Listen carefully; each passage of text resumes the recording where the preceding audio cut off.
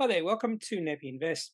We are towards the end of October, which means we will be seeing a lot of Appendix 4Cs and 5Bs, or quarterly reports, being released over the next few trading days. In fact, the majority of these quarterly reports will be released in those days because companies tend to be procrastinators. They like to leave things to the last second. However, quite a few companies have already released their quarterly report, and one of those companies is Dropsuite. I have done a few videos on this company. Now, what makes Dropsuite enticing is this company is operating cash flow and free cash flow positive, and they're also growing their revenue and cash receipts at a pretty good clip. And not only that, even though this is a tech company, the share price hasn't really fallen like we have seen with other tech companies. So obviously, Dropsuite is doing something right, and the market has remained interested in this company. Now, Dropsuite is all about email and website backupping and archiving, and also briefly discuss about their interesting business model, and I'll do that in a few slides. Before we have a look at Dropsuite's interesting business model, for full disclosures, I am not a shareholder of this company. I do have Dropsuite on my radar, on my watch list, and I have been sort of hoping the share price would drop a fair bit so I could think about taking a position in the company. However, share price has stayed strong over the past 6 to 9 months. Now to Dropsuite's interesting business model, and I don't completely understand what this company does. Now, when I say that, I understand what they do. They all about email backupping, Microsoft 365 backup, Google Workspace backup, email backup, also website protection, website backup. Now, Dropsuite's cloud-based backup and archiving products and solutions are developed for IT solution providers, MSPs, and IT solution providers. And this is sort of like a pyramid they did provide in one of their investor presentations. So you have Dropsuite, who then provide their backup and archiving platform to these MSPs, hosting providers, IT distributors, who then resell that to their users. And right now they have 886,000 users. So that's across a wide range of different types and size of businesses. So including micro, small, medium, and large size business. So I think the business model is really interesting, and I can understand why they're doing it, because the way they do it here, they can get access to a greater amount of businesses. Now, when it comes to Dropsuite, initially I didn't really understand why companies really needed to pay for this sort of thing. And the reason I wanted to think about that is when I think about tech companies, the first thing comes to mind is what sort of competitive advantage these companies have, because uh, um, Dropsuite has quite a few competitors out there. So what does Dropsuite bring to the table that the competitors don't have? In fact, the presentation they did release a few days ago from when I'm doing this video actually went into the advantages Dropsuite has over their competitors. And one of those advantages is archiving. Another advantage is compliance. So they talked about the other three Microsoft 365 backup vendors, and there was something like 20 around the world.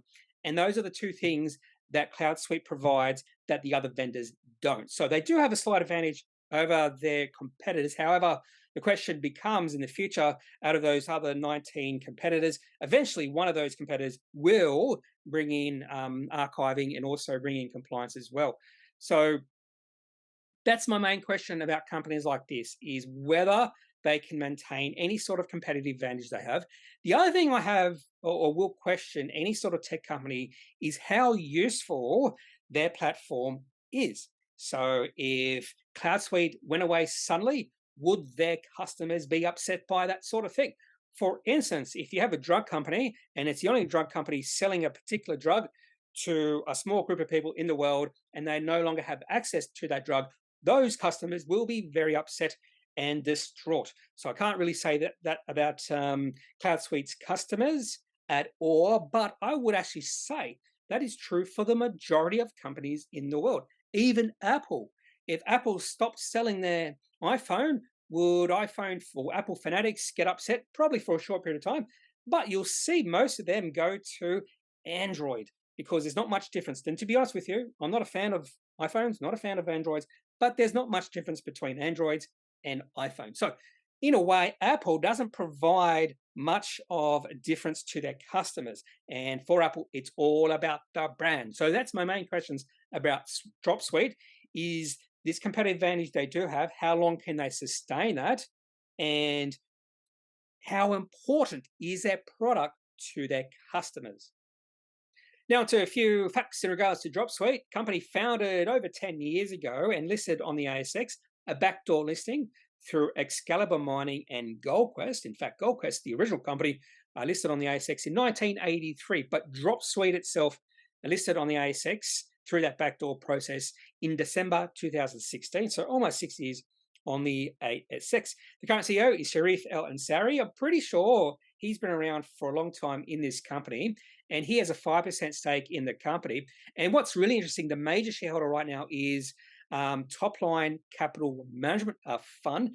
They've been rapidly increasing their holdings in this company, and right now they're up to 21%, which could be a reason, I'm just assuming here, could be a reason why the share price hasn't fallen, even though we are in a general tech sell-off. It could be because Topline Capital Management, I wouldn't say propping up the share price, but whenever they see the share price fall, they start buying more shares.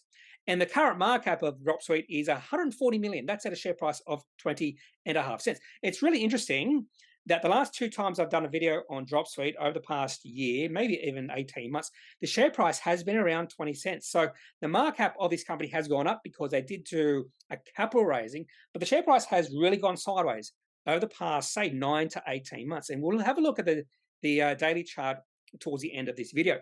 And the ticker code for Dropsuite is DSE. Now, I'm just want to go back to Topline Capital Management because that was really interesting that they have a 20.9% holding in this company, and that has been increasing. In fact, if you go to ticker, they say that holding is actually 22.2%.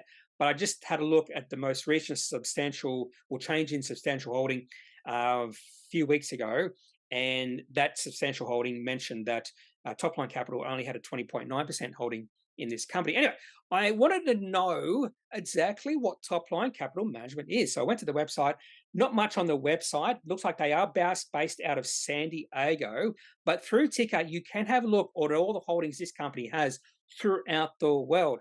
And to be honest with you, I don't know many of these companies apart from the ASX listed companies, which is Dropsuite. They also have a fairly big holding in Energy One and also a smaller holding in Prophecy International Holdings. Now, all 3 of the companies they do own on the ASX are software based. So what probably would say that Topline Capital Management is focused on that sort of sector. And some of the other companies they do own, particularly on the larger end, Aviat Networks, Pronto Forma, PaySign, UCO, Heritage Global, Namesys, Grainstone Logistics, Neuromatrix. I have not heard of any of those companies. So I was going to have a look to see what those companies do, but more than likely they are software providers. Now on to the Appendix 4C for Dropsuite. But before we have a look at September quarter for financial year 22, let's go back 1 year just to see how this company did in the September quarter last year. Now, this company's financial year is the same as the calendar year. So that means the September quarter is the 3rd quarter of their financial year, which means we have 3 quarters of history. So we can compare the current quarter to the year to date. Now, in September quarter financial year 21, this company was operating cash flow positive and receipts to customers were at $2.9 million. Now, they did a major capital raising in this particular quarter, $18.9 million capital raising. And because this company spends almost no money on investing and financing activities, all that cash flow in operations goes to the bottom line in terms of free cash flow. So along with that capital raising, the cash on hand for this company increased to $21.4 million. Now let's have a look at how Dropsuite has performed over the past year. And everything is going along at a really good clip for this company. So I've already mentioned, maybe a few times, that the share price has done absolutely nothing over the past, say, 9 to 18 months. But the company is growing. In fact, the cash receipts up $2.3 million from 1 year ago, rising to $5.2 million. Now, the most important thing here is last year, they were operating cash flow positive by $88,000. Now that's up to $591,000. So they are finding an improvement in the operating leverage, which means their receipts are growing at a quicker rate than their costs, which include product manufacturing and operating costs up $1 million, staff costs up $800,000, and administration costs up $30,000. And just like last year, this company spends no money on investing and financing activities. So that $591,000 fell to the bottom line in terms of cash on hand. Now, one thing and one problem of Appendix 4Cs and 5Bs is changes in working capital. We have no idea about any changes in working capital. So we don't know if there's been an increase or a decrease in receivables or payables or inventories. And that can have an effect on the operating cash flow and the free cash flow.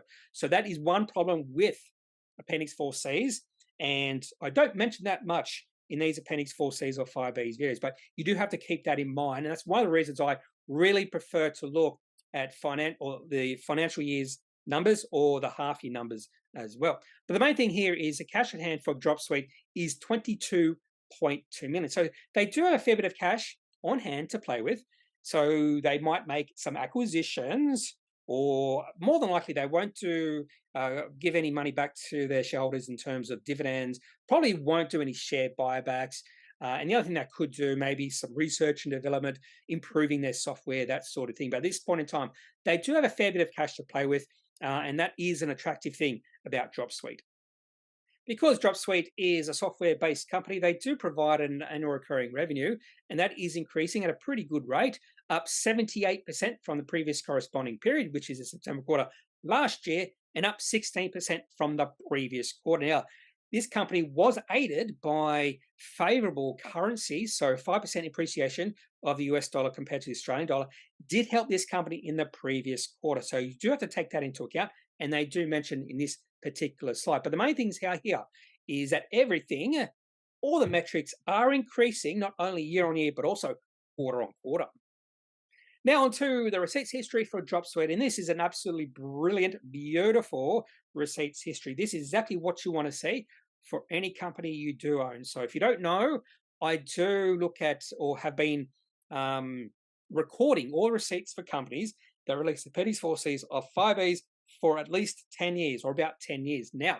So this is Dropsuite's receipts going back all the way to the March quarter 2017, which was the first quarter after they backdoored on the ASX. In that quarter, only $340,000 in receipts. So over the last 5 years, they have grown the receipts from $340,000 to $5.2 million. But not only that, you can sort of see an acceleration in receipts over the past few years.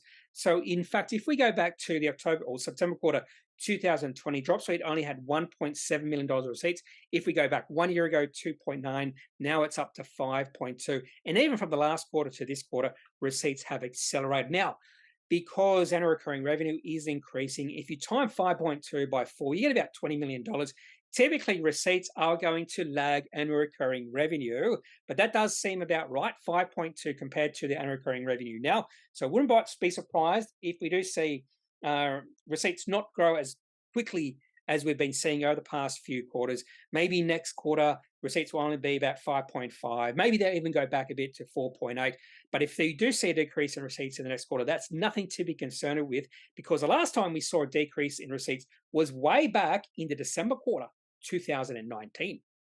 Now, because Dropsuite did provide this particular diagram within their presentation, makes me realize or understand that the management of this company are understanding that operating cash flow, free cash flow, profitability is really important for their business. So they are tracking their operating cash flow, and they've been tracking this for the last 2 years, or at least the last 2 years. So you can see here, if you go back 2 years ago, this company was operating cash flow negative.